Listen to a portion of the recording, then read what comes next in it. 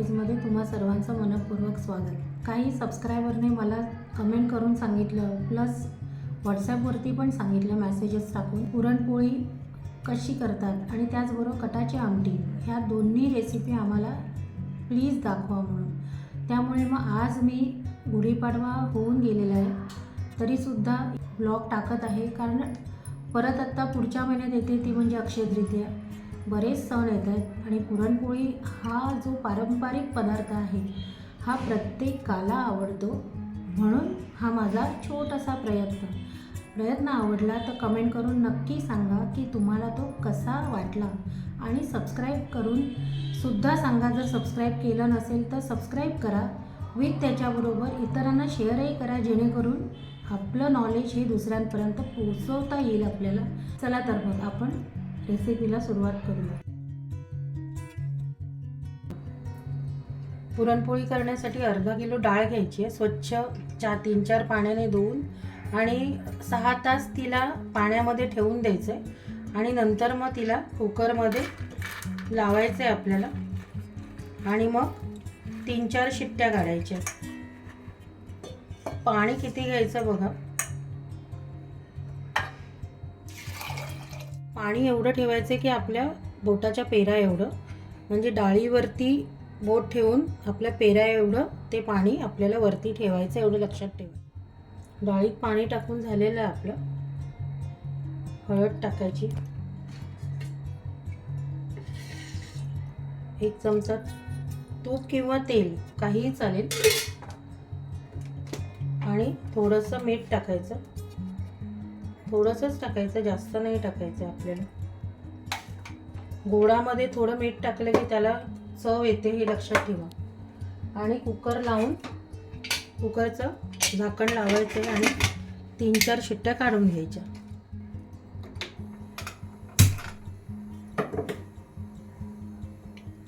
तीन चार शिट्ट्या काढायच्यात आपल्याला. आता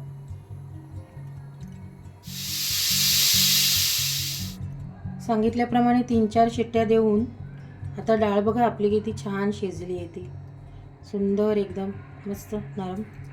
आणि आता ती गाळून घ्यायची, कारण त्याच्यामध्ये पाणी आहे, तर ते पाणी आपल्याला काढून घ्यायचं आहे. एक गाळणी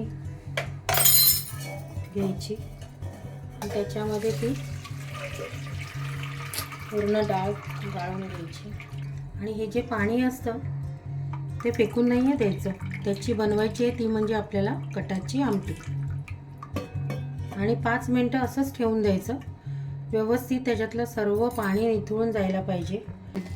स्मॅश करून घ्यायचं.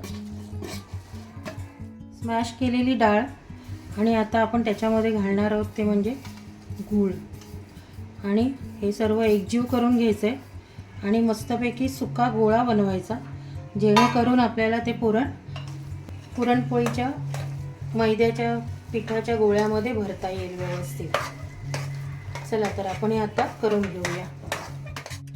गूळ आणि चणा स्मॅश करून आपण एकजीव करून घेतोय, पण एक लक्षात ठेवायचं आहे, सतत ढवळत राहायचं, कारण खाली ते चिकटू शकतं. आणि झाल्यानंतर हा जो चमचा आहे ना, हा असा झाला घट्ट, त्याचा गोळा झाला घट्ट गोळा की हा चमचा असा सरळ उभा राहतो, असा पडत नाही, एवढं लक्षात ठेवायचं. आणि सतत ढवळत राहायचं जोपर्यंत त्याचा घट्ट गोळा होत नाही तोपर्यंत. आणि मग घट्ट गोळा झाल्यानंतर त्याच्यामध्ये आपल्याला जायफळ आणि वेलचीची पूड टाकायची. ती आधी टाकायची नाही, कारण ती आधी टाकल्यामुळे काय होतं, त्याची चव निघून जाते. ती चव ही त्या पुरणपोळीला लागली पाहिजे आणि व्यवस्थित, त्यामुळे ती शेवटला घालायची, हे लक्षात ठेवायचं बरं. असा गोळा झाला पाहिजे पुरणाचा. आणि मगाशी सांगितल्याप्रमाणे हा दांडा असा उभा राहायला पाहिजे, म्हणजे आपलं पुरण व्यवस्थित झालेलं आहे. गॅस बंद करायचा आणि वेलची आणि जायफळची पावडर ह्याच्यामध्ये 2 चमचे टाकून घ्यायचे आणि मिक्स करायचं व्यवस्थित, म्हणजे त्याचा स्मेल आहे हा पुरणपोळीला शेवटपर्यंत लागतो. आणि चांगलं ढवळून घ्यायचं आणि हे पुरण थंड करू द्यायचं. आता आपल्याला पिठाचा गोळा कसा मी तयार केला ते तुम्हाला दाखवते. त्याच्यामध्ये थोडंसं मीठ घालायचं आणि तेल घालायचं आणि ते मिक्स करायचं पूर्ण. ते पूर्ण पिठाला लागलं पाहिजे एवढं लक्षात ठेवा. ते तेल पूर्ण त्याच्यामध्ये बघा मी कशी मळते ती. त्याने ते काय होणार आहे, आपल्या पुरणपोळ्या खुसखुशीत होतात, तोंडात घालताना विरघळतात, हे लक्षात ठेवायचं. हे असं मिक्स करायचं व्यवस्थित.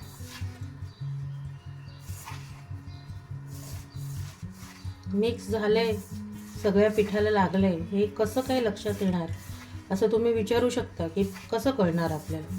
तर ह्या पिठाची अशी मुठीमध्ये आपलं पीठ घेतलं तर अशी गोळा तयार झाला पाहिजे, हे लक्षात ठेवा. याचा अर्थ झाला की ते तेल आपल्या पिठाला व्यवस्थित लागलेलं आहे. हे बघताय तुम्ही. जेवढ्या तुम्हाला पुरणपोळ्या करायच्या असतील ना तेवढं पीठ घ्यायचं आहे तुम्ही. ह्याचा काय अंदाज असा काही नाही आहे. तुम्हाला जेवढ्या पुरणपोळ्या करायच्या आहेत तेवढ्याच पीठ घेऊन ते मळायचे. ह्या मैद्या व्यतिरिक्त तुम्ही अर्धा मैदा अर्ध गव्हाचं पीठ असंही घेऊ शकता किंवा नुसतं गव्हाच्या पिठामध्ये सुद्धा पुरणपोळ्या छान होतात. जेवढं तुम्ही मळाल एक 5-10 मिनटं तेवढ्या तुमच्या पुरणपोळ्या सॉफ्ट आणि छान लागतील. तोंडात घालतानाच त्या विरघळल्या पाहिजेत. आता पीठ मळून झालंय आपलं. त्याला 1 चमचा तेल घालायचं आणि छानपैकी मळायचं, जोर लावून मळायचं.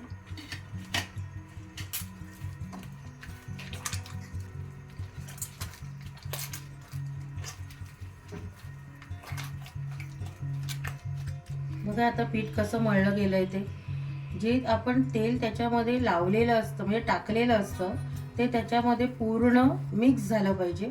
पूर्ण कोरडा, हात पण आपला कोरडा, म्हणजे त्याला पण तेल एवढं जास्त राहिलं नाही पाहिजे, एवढं पीठ छान मळायचं. आणि हे असं मळून झाल्यानंतर परत त्याला 1 चमचा तेल लावून त्याला ठेवून द्यायचंय, कारण ते सुकायला नाही पाहिजे. पूर्ण पूर्ण पूर्ण त्या पिठाला लावून ठेवून द्यायचं. 15-20 मिनटं ठेवायचं आणि नंतर मग तुम्ही पुरणपोळ्या करायला सुरुवात करू शकता. तुम्ही अर्धा तास पण ठेवू शकता, पण जर समजा घाईत असाल तर एवढं जर पीठ चांगलं मळलं तर 10-15 मिनटं हे बस झालं. आपलं पीठ बघा कसं छान आलेलं आहे, मस्तपैकी असं नरम झालं पाहिजे.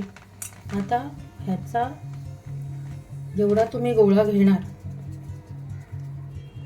तेवढाच गोळा तो पिठामध्ये जरा बुडवायचा आणि त्याची एक खोलगट वाटी करून घ्यायची.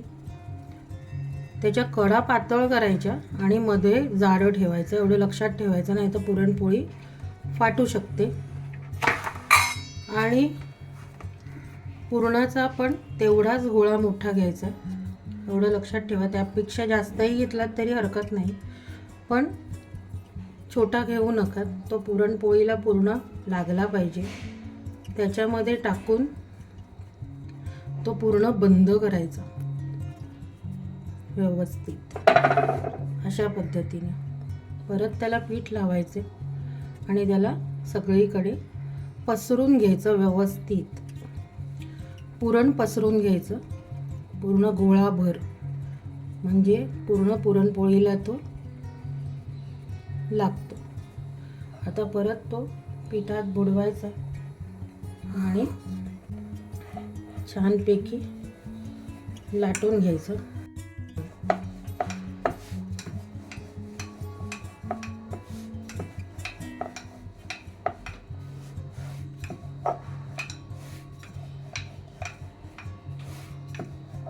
आता आपली पुरणपोळी टाकलेली आहे.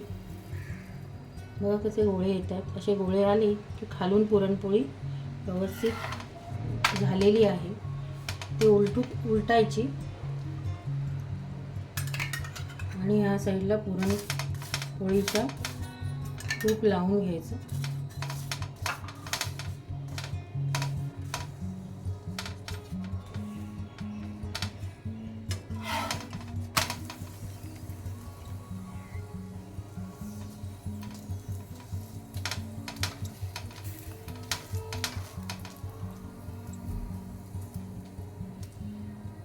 पुरणपोळी छान फुगली पाहिजे. बघा फुगलेली दिसते तुम्हाला.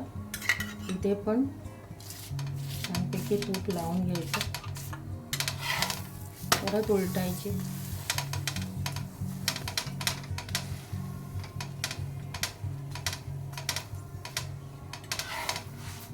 आपली पुरणपोळी छान अशी भाजली गेलेली आहे, तुम्ही बघू शकता.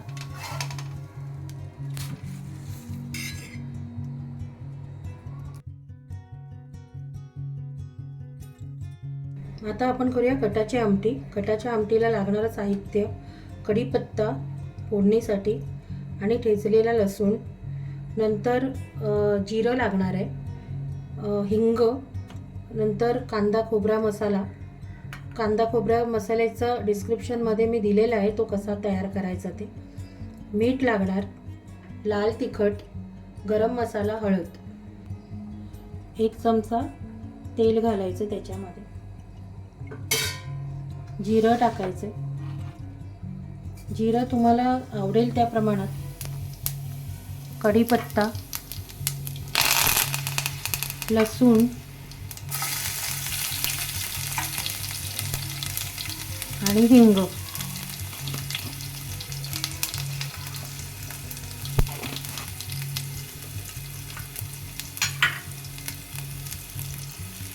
हळद, लाल तिखट आणि थोडासा गरम मसाला. करपू द्यायचा नाही मसाला, नाहीतर मग टेस्ट जाणार त्याची.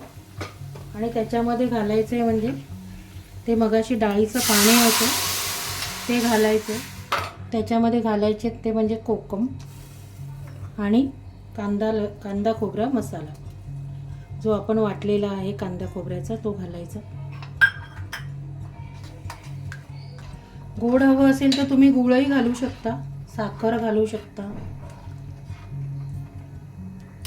ते स्वतःच्या स्वादानुसार आहे की तुम्हाला कसं पाहिजे. काही ठिकाणी गोड आवडतं तर गूळ टाकतात, साखर टाकतात.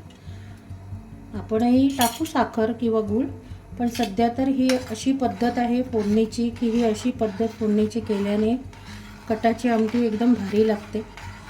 करून बघा कधी. पुरणपोळी केली नाही केली तरीसुद्धा कटाची आमटी भाताबरोबर एवढी टेस्टी लागते. आता आपण गूळ घालून घेऊया, जितकं गोड कसं हवं त्या प्रमाणात, कारण तिखट, गोड, आंबट आणि चवीप्रमाणे मीठ थोडंसंच घालायचं, कारण कोकम पण आहे ना. 2-3 मिनटं असंच गॅसवर उकळवायचं आणि बंद करून टाकायचं. जर समजा तुमच्याकडे पुरण असेल आणि जेव्हा आपण ती स्मॅश करून डाळ ठेवतो तेव्हाच त्याच्यातलं थोडंसं काढून ठेवायचं. वेलची आणि जायफळ पूड न घालता त्याच्या आधीचं जे मिश्रण आहे ते ह्याच्यामध्ये थोडंसं घातलं, वाटी अर्धा वाटी, तरीसुद्धा ही थोडीशी जाडसर होते. पण जरी वाटण घातलेलं आहे आपलं कांद्या खोबऱ्याचं त्यानेसुद्धा हे छान लागतं.